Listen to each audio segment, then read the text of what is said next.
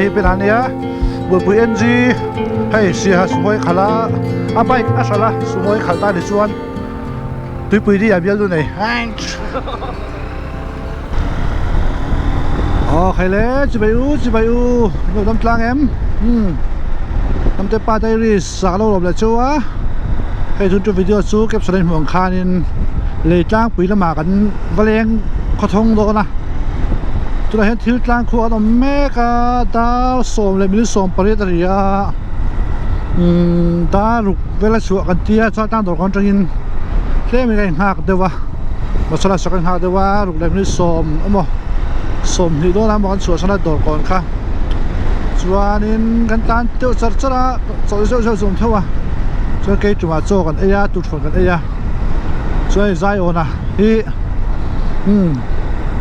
ไอ้หาเขาไม่ได้กันโฟนเขาจะปะอารมณ์ชัวร์กันหาปะเดี๋ยวพวกเขาจะมาหันหลังแข่งอ่ะเจอกันตามเพจจะได้ตัวไหนเห็นน่าเทียกันรู้เจ็บปะตีปุยดีกันกับข้านผ่านนี้โลกกันเนี่ยข้าข้านี่กงเวลจะกันนันซาโคชุ่งแต่กันนันซาส่วนนี้วิดีโอพอที่เราสตาร์ทสุข้านี่อ่ะจุดวิดีโอที่บุตรตอบแทนมินทีสักงะคุณรวมตักกันเมื่อไรตัวง่ายล่ะลุงเลยอะกันหุ่นมันเตะเดี๋ยวจนตีกันตัวมังอะวิดีโอที่ใส่ดูชีนะนี่ก็ทำให้ตุกชนมั้งสายกูตะคิดรวมเงาครบไหมใครอาม่าคนนี้ใจอ่อนเลยมาเสียสันตานะแกที่ก็โปรเฟสต์กันอ้นช่วงนี้มินตาสันชีนะเวทักอะไรครบไหมสปีดตะขวงเวลเทโลทักอะไรดูชีเสียมั้งตาลังอาที่อันตีปลาเลยอ่ะรู้ไปซองแต่กันสวยเลยอ่ะอันที่หูเลยช่วยกันสวยทะเลอ่ะตัวอันนี้วิดีโอที่ให้วิดีโอถึงสักอ่ะสวยชิ้นอังคารไลค์คอมเมนต์แชร์เต้ subscribe เต้ให้ฟรีเวกเอ็งมาสวยตัวล้มเลยวะอินเซนชั่นตัวล้มเลยวะของเอ็งล้มเพชรอะไรตอนนี้กำลังเห็นไหมว่าผ่าชักใจอ่อนนั่นแหละ MC เต็มดีนี่กันนี่แหละกันดีจังไงต้องแค่เราเต็มที่ไหมอันวันน้อยที่เห็นนี่น่าจะพวกลูกชงเลยนะมานี่ข้างก็เสียตัวห้างก็ละดีปุ๋ยดีครับมั้งส่วนนี้ที่ปุ๋ยที่กันนี้ข้านินเกลี่ยมาเลยด้วยนักเรียนไว้ในเฮียนินสุดท้ายข้าใจนั่นแหละมาเสียสเฟตทุกนี่เลยเกนี้สกอตที่แม้จะสกอตที่กันไรเนี่ยฟูสกอตที่กันไรเลยเทแล้ววะไว้เนี่ยเราหนุนปุยพอมันแล้ววะมามันแล้ววะด้วยในที่ตะวันก็สุไรตะอากูโซ่หัวมั้ง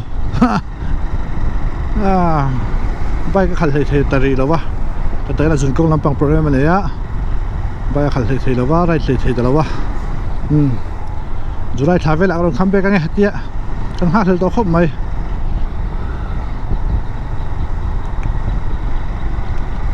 ส่วนนี้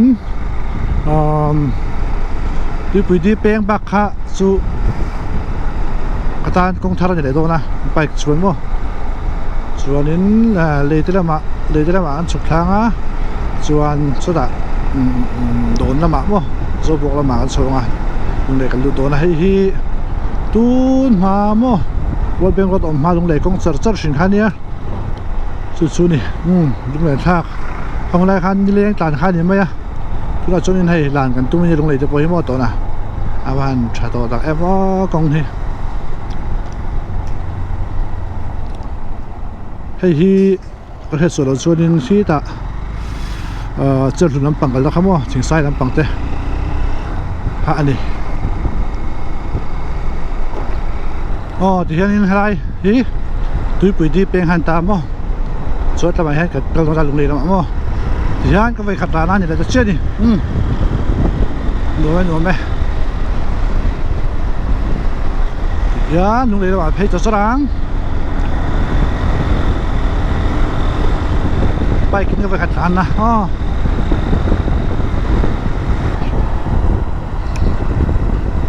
เฮ้ยตุนไล่ กันโซนบุรุษที่อับวยทักอะไรครบไม่ห้องสลีสมดีดีแต่มั้งและช่วงกว่าเราเนี่ยนี่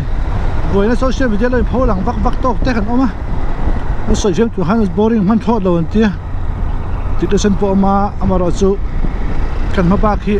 เอ็มเดียวเราเฮียหลังตัดไม่กันรำนี่ไอตัวเชียร์อะไรอ๋อเขาสะทุดสวยเทียนอินเวงหาบ่เนี่ยหมดอินเวงกันเราก็ให้ไอโซนอาจจะพอมีปุ่นหันโกรนเจ้าทุบมั่วขันไหนกันหลังทางเขาจะค้าไอ้แกตกทันเลยเขาล่างอันดินหมุนมั่วส่วนโวชาเต้นี่บอกเขาจะชื่อกันจังเอ็มตกทันอาจจะเฮ็ดไอ้แกดีนะคุยหมดจะกันเป๋มมั่วตกทันเฮ็ดไอ้แกไงติดเต้ข้างของข้างไอ้ตัวไงนี่จุงแต่สู้กันสวยใกล้ดูโซเชียลมีเดียก็เป็นช่องอะไรเห็นอันหลังดูเต้หมอเอาเสด็จทุดไอ้หมอเต้มาในดุงเต้เต้นเขาตั้งเลยกูขนาดจนฟูนี่เราปุยอันจันสีชวนหมอไอ้ที่เงี้ยกันดูเตียงดีเลยค่ะเอาสวยดีก็ฉลองครบไปส่วนตัวบอกสู้ไม่รู้จะฉลองอะไรให้ยังมีแต่ฮีเอ็นด่านกันเสียงโชกจะหนังไอ้โดนเรียวเลยหลังนี่เราว่าอันมานี่ต้นเลยนี่ดิที่โซ่กันบ่อันมานี่เฟเวอร์โซ่กันข้อซ้ายนี่ส่วนนักกินนักกันทำมาบากเนี่ยเขาทำมาบากสู้อาเชฟเดียวไม่เท่ที่จะพวกข้าในตัวนั้นดูตะกันสวยส่วนรีเราตัวตู้เต้นเราเสียดเวทตัวสมอรัวเต้นนู่เลยป้าพี่เลยปูเต้อันตู้เลยฟ้าจะตานะดำดอยดิกโม่เรื่องรู้นักการจงใจเต้จงใจในประเทศน่ะเสียประเทศนี่น่ะเสียเลยง่ายท่าดิส่วนการส่วนนี้อันการให้น้องมันส่วนนี้เป็นช่วงแรงโดนเราวันนี้ประเทศที่มันเนี่ยที่ข้ากันสวยบุละไงมีที่เส้นมังเอซงนี่นะคะรับทางนี้มีหนุนน้ำมังเอซงนี่นะคะรับทางเอ็มนี่ส่วนส่วนนี้เราสวดตัวเตะต่อตัวเตะเป็นยังไงตัวเชียงไปตัวเขาเวลมีตาหม้อด่านเละเดี๋ยวเวลาให้กดจงจ้าเต้หม้อนี่สวยเฟลไทยเดี๋ยวไม่ไทยประเทศมาดัดิงหัวโดนอีส่วนมาดัดิงหัวโดนสิค่ะเราแค่แบบเดียวเดี๋ยวก็สวยเ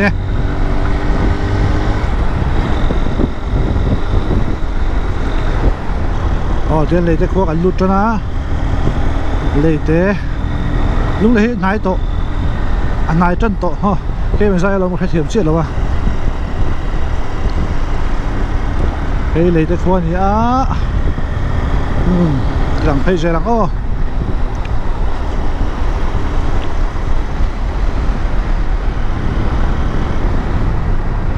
สมภายแท็กซี่ไปเชิงละเว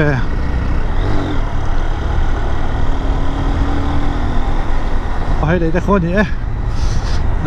เลยเตะลุงเลยอันนั้นลุงเลยเนี่ยเลยเตะนี่ไหนตาลุงเลยให้สู้งั้นนี่ลุงข้าให้เลยอย่างนี้คำตาโบราณนี่คำไก่ตาหมดที่เราข้าออกมาเลยเตะแบบทุ่งเฮียงี้นี่อันนี้กุศลอย่างเลยที่เราเตะอันนี้แบบมันนั่นแหละเนี่ยเทียบเชื่อหรือว่าผู้เลี้ยงปุยออกมาเลี้ยงเตะออกมาตัวคนนี้คือที่ลุงเลยเจซี่ดูเห็นอย่างนี้ผมไปแค่นี้ก็เทียมเสียหรอวะเลยเตะเดี๋ยวไอ้คงที่อะไรทัดจารจารไอ้โซ่จังหันทัดจารจารคงสิไลล้อมดอกแร่นี่วัวครบไหมส่วนนี้คงทัดจารให้อลังปุยแวกโมอลังปุยมาทราบลมตีอังสินโมมาจะกันจนเสียแล้วก็ดีลุงเล็กก็เขาจะกันปวดขาเนี่ยเรียกเขาบอกกันปวดเพย์เนี่ยเรียกว่าอันตาจะจนเขาเพย์หัววะอะไรเงี้ย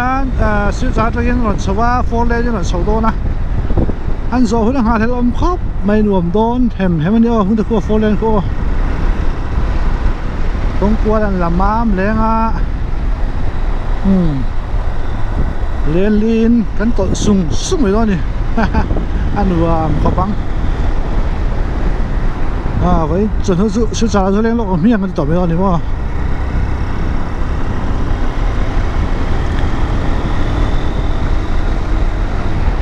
เลยเต้แต่ละเฮียนี่เมาดัดที่ว่าเป็นเสียเมาดัดที่ว่าไงนี่ฮันเจ้ามัดกับเส้นทางมัดลุยดีว่าจะตัวเห็นลุงเลยตัวหาสักคบไม่อะมอเตอร์นี่เซมเฮียนี่ตัวเขามาสุขารินตัวเขาป้าตัวหาสักชั้นแค่เงี้ยนี่ยังตัวส่วนอันตัวนาร์ค่ะอันตัวนาร์กังเวทไม่นี่มั่วปั๊มนะอิเล็กทริกเลยโคเลยมาเสตัวนากังตัวเต็มแต่ตัวนี้ข้านี่กันทำมาบ้าคือ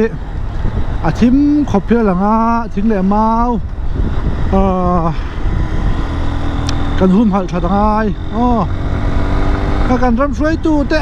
ไม่เล่แต่อันว่าหันชาเบ็ดปอยตุกโมฮักเลยค่ะก็สวยยังหิงโปะเลยเหมือนปุยปุ่นเตะทิ้งเลยเมาเลยรันโง่เลยตุยให้ส้มนะอาเชลล์ข้าสู้เราเชื่อใจไปรอเซ่เราเชื่อใจไปจะให้รอเซ่ฟังแต่กันสวยเนี่ยไอ้คู่แต่ก็เชื่อมีเราเองคู่ไงมาดรซุมีมาดรเดียมวันเชียงเราแอมก็เรียนเราตั้งส่วนนี้มาดรนี่มาดรเดี๋ยวเอาใจตัวละไงละว่าเหตุ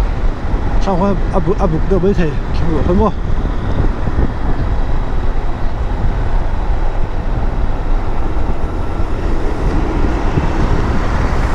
มาดรว่าอันนี้มัดละมาอันสุดท้ายนี่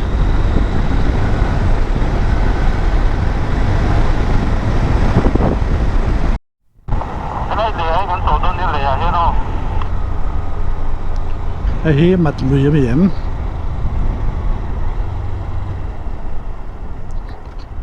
ลงทุกเลยให้มัดเลยเนี่ยตุยวัดเล่มเวให้ชิมลวงเนี่ยให้ตุยวัดเล่มเท่าเว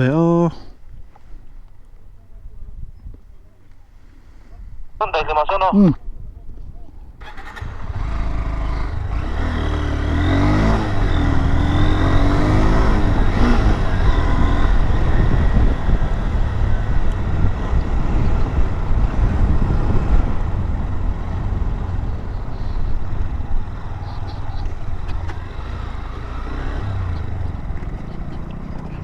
มาตายอันสลกเนาะ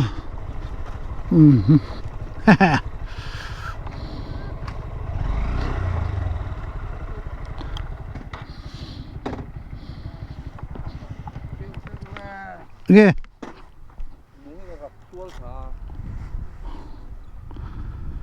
哎呀，你借来不能我当，你借来不能来多少钱？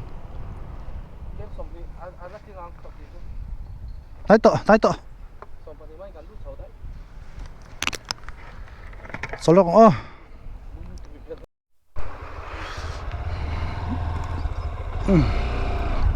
ให้ไล่มัดกับให้กันสอนสวยอะดาร์สอบประคัดเลยไม่สอบภาษาอะไรตัวเกมจะสมกว่า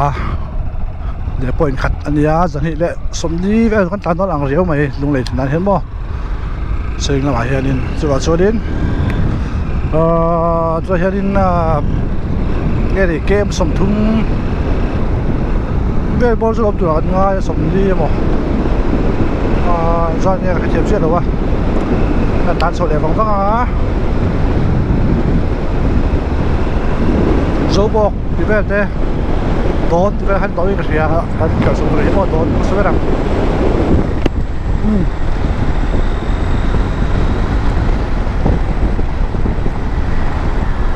hồ lắm bằng hệ căn hồ là tôi cần lắc xét chuyện đâu à sân trụ số lại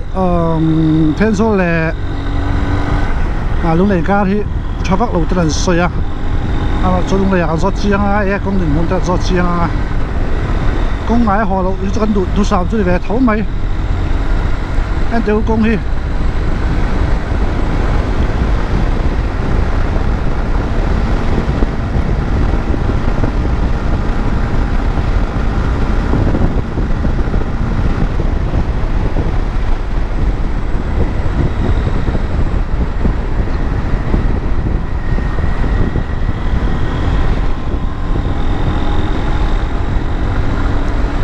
chính quyền nó sao mà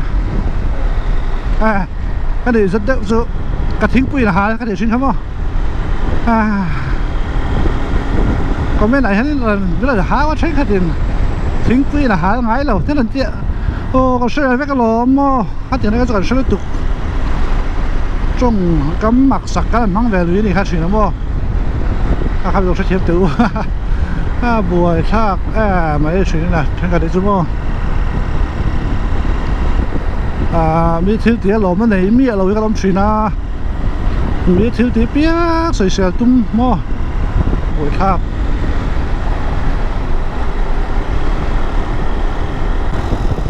MC มากันใจกับตานะเห็นหอยแล้วมั้งกันสักตะไปให้อารมณ์เวลฟูไหมตัวชาไลน์เนี่ยดิกาชาเอสไลน์แต่ตามาแล้วจะรอตัวแต่ต่อเท่าApril วันนี้ April ที่สองนี่มันตัวมันสองนี่ก็เชียร์ที่สองมันนี่แล้วก็ใส่จุดก็สู้ไอ้ตัวอารมณ์เวก็ชิงฮัดอังสิเขามองเราได้เลยฮะผมจะสู้อัจฉริยะอุตสาหนี่ที่เนี่ยมาได้ไหมสู้ว่าส่วนนี้เนี่ยให้ดิน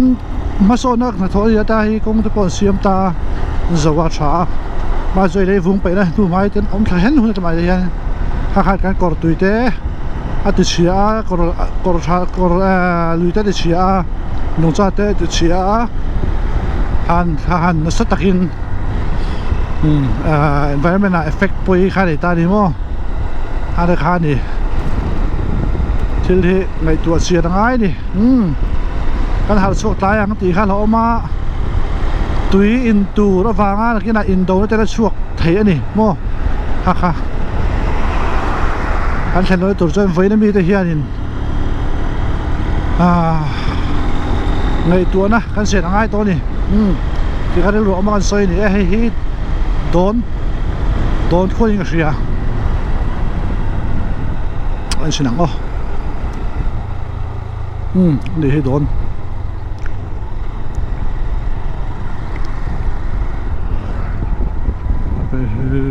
ต้องปักให้หาวลงกงทุกขันอยู่เสียเสียส่วนละส่วนให้โดนนี่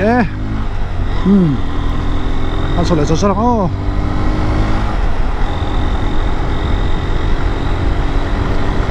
อันตัวตาโซ่บอก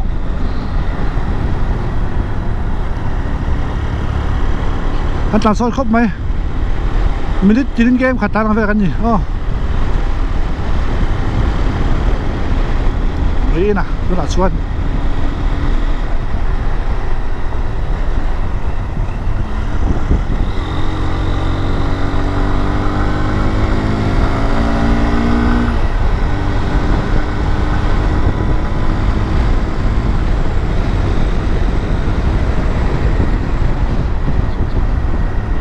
นี่มาโซบอกเราหลังตะอุดไหม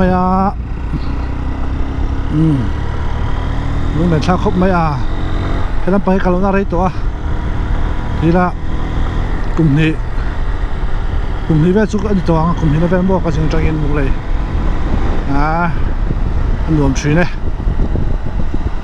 ที่ยันลุงเลยโซบอกกันนุชชัวกันติดหลังโซเซลังเขาชูกันรู้ตะกงก็สิงหาล้อเนี่ยนี่เงี้ยมันเสียวัดฝูโลแฟ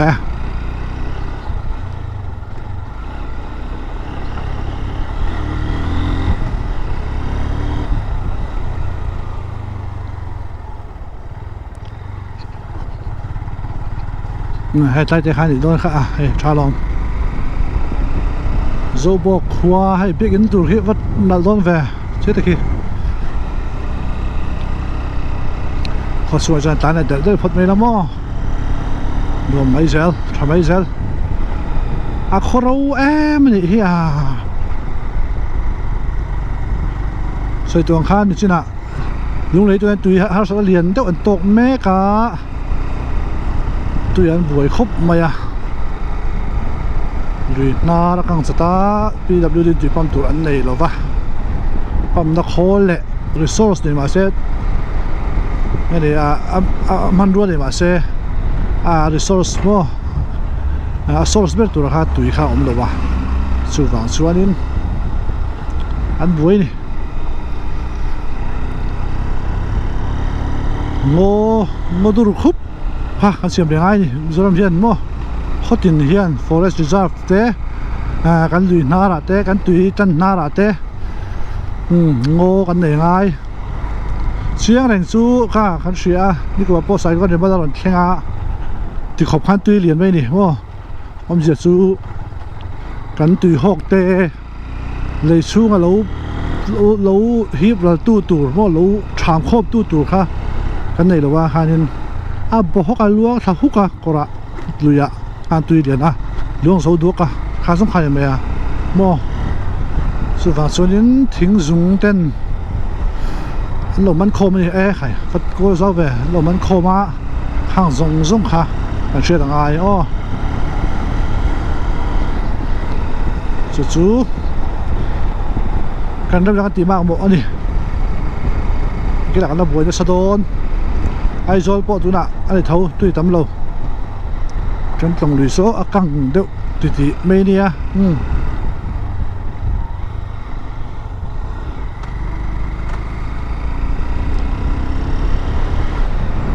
ให้โซบอกกันดิ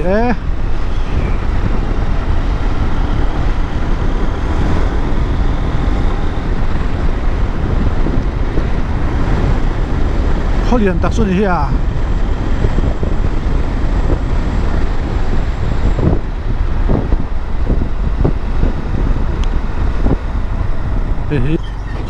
MZ02 ตานี่ท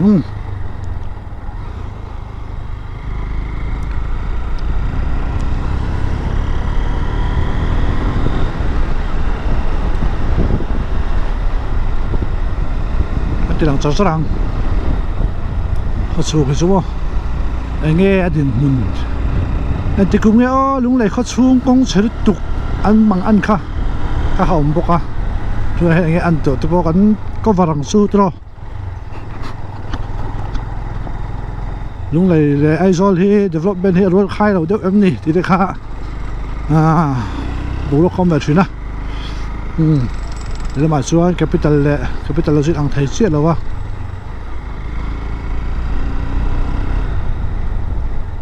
ว้าวส่วนนี้ลุงเลยเสร็จหุ่นนี่เชื่อถือด้วยไทยเรียกล้างสักโดนจักหลอมที่เห็นโดนให้พวกตังมาเสีย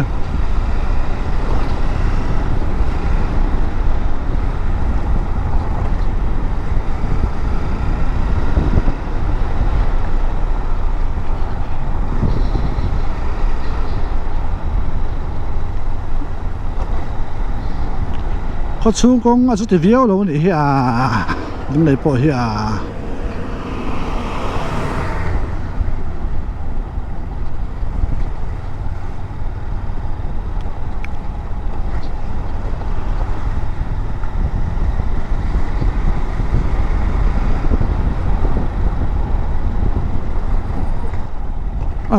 ฮะโอ้เฮียที่นี่กงนี่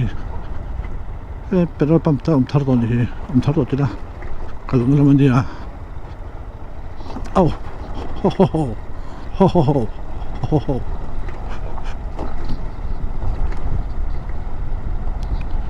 โหเราจะสลับกันไปว่าจากผมโดนแว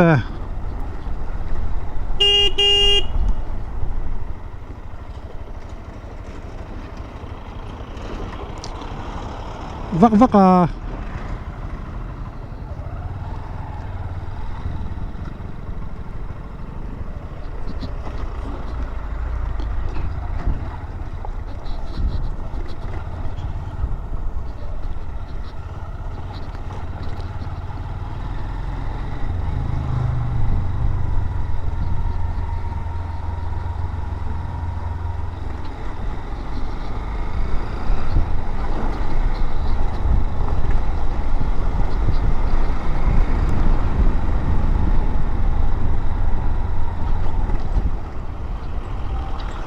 Rít ai cần thèn phê hấp gì mi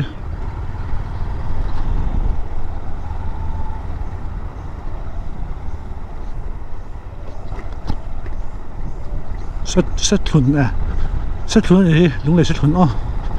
còn nó sang ai lâu tấm bằng hiểu không set thuần nằm đi đúng là set thuần cái lút đấy chuột tai mình set thuần chú không phải set thuần chú chuột tai em gì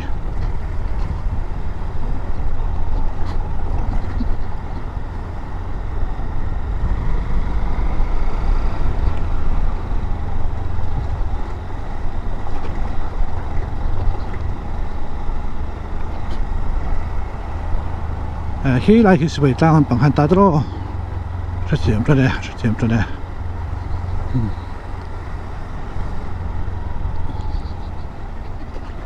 hồ ngồi từ u trầm đi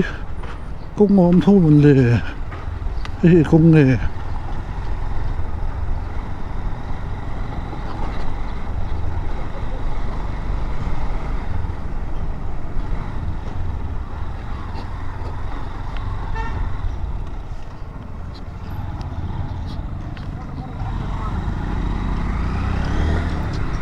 hòn tem hết bà lá mà sẽ là xả vui thác và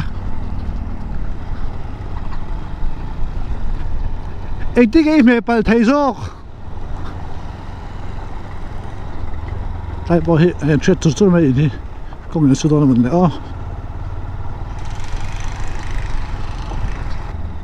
khai khó chung công dụng là gì viết luôn nhỉ cái này nè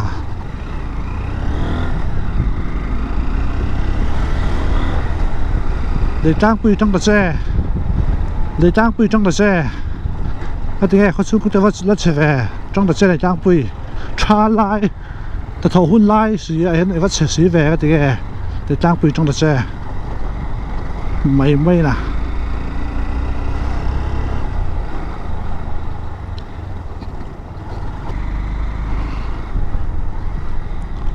ลุงเลยเขาพิงปุชชันตะกะค่ะอาสุดท้ายก็เสียสุกัลจะจ่าพบมาอ่ะไม่ละสุไอ้อันหลังตัวเห็นตัวหลังบุรุษเห็นมั้งชาลายเห็นจะรู้สลับเท่าอ่ะเห็นมั้งเขาเราแบบไม่ได้เราดิจนินสุกัลเขาก็จ่าเล็บจ้องหรือวะก็ดูเล็บจ้องหรือวะ